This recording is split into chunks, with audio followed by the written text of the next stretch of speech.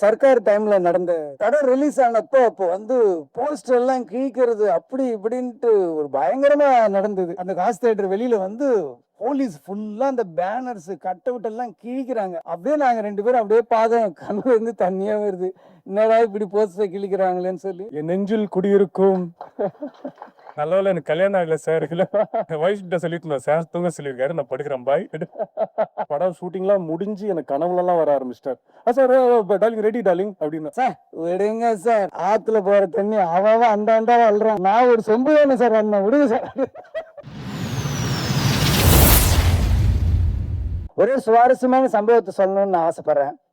இது வந்து சர்க்கார் டைம்ல நடந்த ஒரு விஷயம். படம் ரிலீஸ் ஆனப்போ அப்போ வந்து போஸ்டர் எல்லாம் கிழிக்கிறது அப்படி இப்படின்ட்டு ஒரு பயங்கரமா நடந்தது. அப்போ வந்து அது இல்லாம என்ன வந்து அப்போ வந்து போலீஸ் எல்லாம் துரத்திட்டு இருந்தாங்க. சோ அந்த டைம்ல வந்து பாபு விஜய் வண்டி ஓட்டி ஒரு நல்ல டிண்டட் கிளாஸ் அதுல உட்காந்துக்கிட்டு 2 பேரும் போயிட்டு இருப்போம். அப்ப காசி தியேட்டர் பக்கத்துல வந்து அவர் வண்டி ஓட்டுறாரு, நான் வண்டி பக்கத்துல உட்காந்துருக்கேன். அந்த காசி தியேட்டர் வெளியில வந்து போலீஸ் ஃபுல்லா அந்த பேனர்ஸ் கட் அவுட் எல்லாம் கிழிக்கிறாங்க. அப்படியே நாங்க 2 பேரும் அப்படியே பார்த்தோம், கண்ணுல இருந்து தண்ணியா வருது.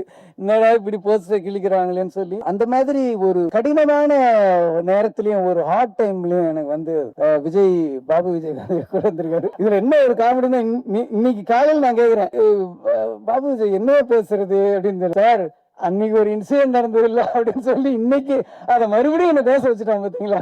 அதுதான் பாபு விஜயோட டேலண்ட். சர்க்கார்ல வந்து அந்த படம் முடிஞ்ச பிறகு ஒரு ஈவெண்ட் ஒன்று நடந்தது. அதுல வந்து இன்டர்வியூ வந்து அதுல இருந்த எல்லா ஆர்டிஸ்டும் பண்ணிட்டு இருந்தோம். அதுல வந்து நானு ஹீரோயின் அப்புறம் வந்து பழக்கற்பையா சார் இருந்தார். ஸோ நாங்கெல்லாம் வந்து ஒரு இன்டர்வியூ கொடுத்துருந்தோம். அப்ப கொடுத்துட்டு இருக்கும்போது பழக்கற்பையா சார் வந்து பாபு விஜய்கிட்ட கூப்பிடுறாரு. அப்ப வந்து அவர் சொல்றாரு, விஜய் பாபு எனக்கு வந்து அரசியல் மீட்டிங்னா நான் பேசிடுவேன், சினிமா இன்டர்வியூனா எனக்கு எப்படி கொடுக்குறதுன்னு எனக்கு தெரியலையே, எனக்கு என்ன பேசணும் சொல்லுங்க அப்படின்னு. சொல்ல இல்ல சார், நீங்க வந்து சொல்லலாம்ல சார், ஃபர்ஸ்ட் டைம் வந்து நீங்க வந்து சினிமாவில் நடிக்கிறதுக்கு பயந்தீங்க, அப்ப நான் வந்து உங்களை பார்த்தேன், வந்து பார்த்துட்டு நான் சொன்னேன், நான் வந்து இல்ல சார், நான் இல்ல இதுல வில்லன் கேரக்டர் நான் எப்படி பண்றது, நான் ஏற்கனவே பொது வாழ்க்கையில இருக்கேன் அப்படின்னு சொன்னாரு. அப்ப நான் சொன்னேன் வந்து இல்ல சார், நீங்க சொன்னீங்க நீங்க இல்ல நீங்க இந்த வந்து கேரக்டர் பண்ணீங்க, நீங்க நல்லா ரீச் ஆவீங்க, நீங்க வேணா உங்க பேர பசங்க கிட்ட கேட்டு பாருங்க அப்படின்னு சொன்னேன். அதுக்கப்புறம் நீங்க போய் உங்க பேர பசங்க கிட்ட கேட்டீங்க, அவங்க வந்து விஜய் சார் படமா கண்டிப்பா பண்ணுங்க, நீங்க நல்லா ரீச் ஆவீங்க அப்படின்னு அவர் சொன்னார்ல சார், அதை பேசுங்க சார். ஓ கரெக்ட் இல்ல, அதை பேசலாம் சார். அப்புறம் முக்கியமா இந்த படம் ஆரம்பிச்சது வந்து நீங்க வந்து என்ன விஜய் பாபுன்னே கூப்பிடுறீங்க. என் பேர் விஜய் பாபு கிடையாது, என் பேர் பாபு விஜய், நல்லா சொல்லுங்க பாபு விஜய் அப்படின்னு அவரை மெஸ்மரைஸ் பண்ணிட்டாரு. இப்ப இன்டர்வியூ ஆரம்பிக்குது, என் பக்கத்துல உட்கார்றாரு, அவர் எதிர்பார்த்த கேள்வி கரெக்டா வருது. எப்படி சார் இந்த படத்துல நீங்க நடிச்சீங்க, நீங்க வந்து ஒரு பொலிட்டீஷியன், நீங்க எப்படி வந்து இந்த படத்துல நடிச்சீங்க அப்படின்னு. படம் வந்து நான் வந்து என் வீட்டுக்கு வந்து டைரக்டர் அனுப்புனாருன்னு சொல்லி பாபு விஜய்னு ஒருத்தர் வந்தாரு. அப்ப சொன்னாரு, நான் வந்து எப்படிங்க இதை நான் நடிக்கிறது, நான் வந்து இதுல பாலிடிக்ஸ்ல பொது வாழ்க்கையில இருக்கேன் அப்படின்னு கேட்டேன். அப்ப பாபு விஜய் சொன்னாரு வந்து இல்ல சார், நீங்க உங்க வீட்டுல வேணா கேட்டு பாருங்கன்னு சொன்னேன். உடனே அவர் சொன்னாரு. அப்ப நான் சொன்னேன், இல்ல பாபு விஜய் நான் எப்படி பாபு விஜய் நான் எங்க வீட்டுல ஒத்துக்குவாங்க அப்படின்னு சொன்னேன். அதுக்கப்புறம் வந்து மறுநாள் வந்தாரு, பேர பசங்க எல்லாம் இல்லப்பா நீங்க பண்ணுங்க. அப்புறம் மறுநாள் பாபு விஜய் வந்தாரு. அப்ப பாபு விஜய்கிட்ட நான் சொன்னேன், பாபு விஜய் நான் இந்த படத்தை பண்றேன் பாபு விஜய். நான் பக்கத்துல இருக்கேன், படத்து டைரக்டர் நானு, என்ன ஒரு தடவை கூட என் பேரை சொல்ல, பாபு விஜய்னு சொல்றாருன்ட்டு இவனை தேடணும், அப்படியே எங்கடா இருக்கான் அப்படின்னு இவனை தேடணும். இதே மாதிரி ஒரு லைட்ல அப்படியே அவுட்லைன்ல போனேன், என்னை பார்த்து நேர கேமரா பின்னாடி இருந்துட்டு அங்க இருந்து இப்படி எட்டி பாக்க அதெல்லாம். அப்புறம் முடிச்ச உடனே இன்டர்வியூ முடிஞ்சது. உடனே வெளில வந்தோம். நான் கேட்டேன், என்னடா படத்து டைரக்டர் நானா நீயா, உன் பேரு இவ்வளவுதான் சொல்றாரு, என் பேர் ஒரு தடவை கூட சொல்ல அப்படின்னா. சார் விடுங்க சார், ஆத்துல போற தண்ணி அவன் அண்டாவா அல்றான், நான் ஒரு சொம்பு வேணும் சார், அண்ணன் விடுங்க சார். அந்த மாதிரி ஒரு நெருக்கமான ஒரு முக்கியமா என்னுடைய கடினமான சமயத்துல அந்த ரொம்ப ஒரு என்கிட்ட இருந்த உதவி இயக்குனர்கள் ஒரு 12 பேர் டைரக்டர் ஆயிருக்காங்க இது வரைக்கும், எல்லா லாங்குவேஜ்லயும் சேர்த்து. அதுல இன்னைக்கு வந்து பாபு விஜயோட ஒரு ஃபர்ஸ்ட் டே அப்படின்னும் போது எனக்கு வந்து ரொம்ப ஹாப்பியா இருக்கு. டெய்லி வந்து ஒரு 7:30 அந்த டைம்ல வந்து பாத்தீங்கன்னா ஷார்ப்பா நான் கீழே இறங்கும் போது வண்டியில் நின்றுட்டு இருப்பாரு, அப்படி வண்டியில சாஞ்சிட்டு நின்றுட்டு இருப்பாரு.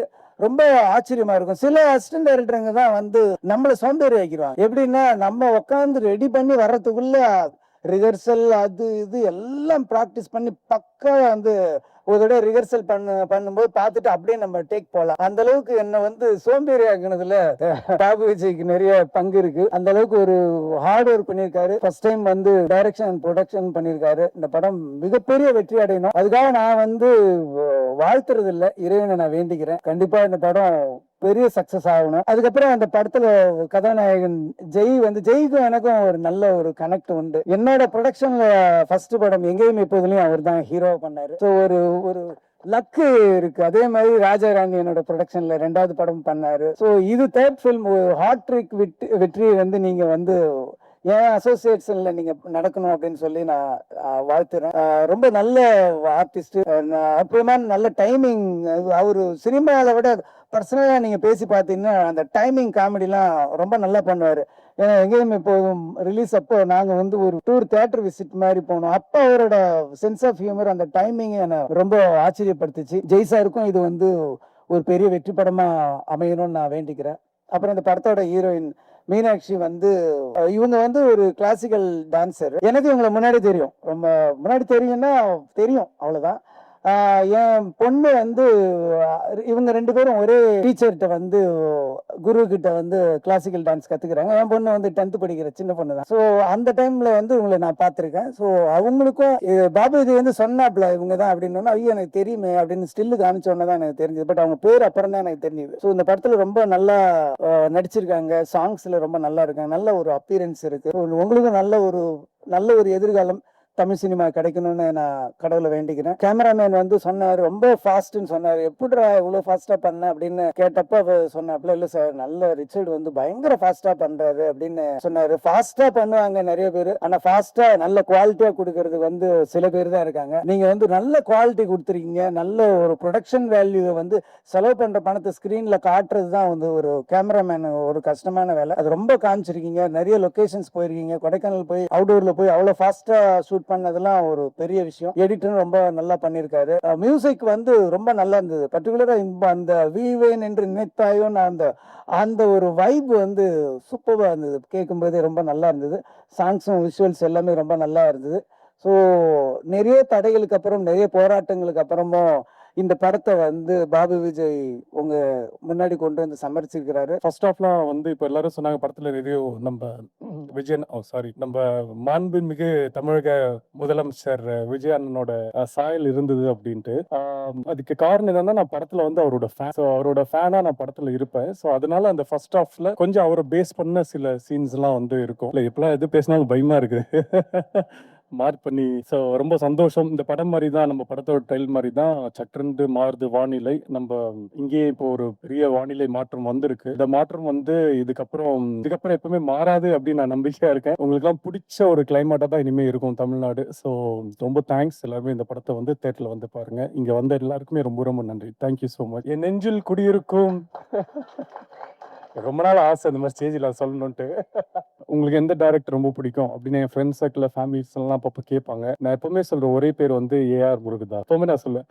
கொஞ்ச நாள் போக அவங்க என்ன பண்ணாங்கன்னா, சரி வேற ஏதாச்சும் பதில் சொல்றாங்கன்னா பார்க்கலாம்னு சொல்லிட்டு ஆப்ஷன் தரும் அப்படின்னு சொல்லிட்டு Maniratnam sir, Shankar sir, AR Murugadoss sir யார் உனக்கு பிடிக்கும் அப்படின்னு கேட்டா, அப்படியே நான் ஏஆர் முருகதாஸ் சார் தான் பிடிக்கும் அப்படின்னு சொல்லுவேன். ஏன்னா எனக்கு உண்மையிலேயே நான் வந்து அவரோட படங்கள் பார்த்து எனக்கு எந்த அளவுக்கு பிடிச்சதோ, அவரு கூட எங்கேயுமே பொண்ணுன்ற படம் அவர் ப்ரொடியூஸ் பண்ண படம். ஸோ அந்த படத்தில் நடிக்கும் போது அவரோட கேரக்டர் அந்த பிஹேவியர்ஸ் எல்லாம் பார்த்து நிறைய அவர் நான் ஃபாலோ பண்ண ஆரம்பிச்சிட்டேன். அவருக்கே தெரியாம ரொம்ப ஸ்வீட். ஒரு விஷயத்த வந்து கரெக்டா புரியுற மாதிரி சொல்லுவாரு.